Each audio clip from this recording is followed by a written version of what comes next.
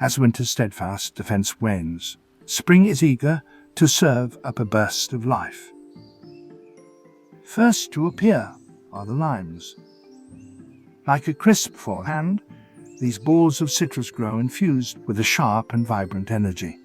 They set the tone for spring's lively play style. Tangy orbs of oranges follow, exuding confidence and vigor with purposeful and perennial growth. Their bold splashes of auburn paint a striking backdrop amongst the vibrant canopy, truly reminiscent of a reliable and robust backhand stroke. Following suit are the Concord grapes, resembling a series of swift volleys. Each cluster embodies the barrage of balls encountered against a brisk and overwhelming net game.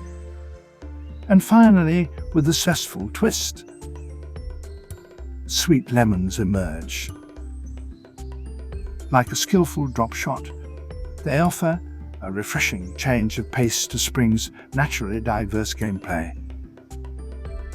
As spring emerges, nature's arena is utterly transformed by spring's invigorating orchard of life.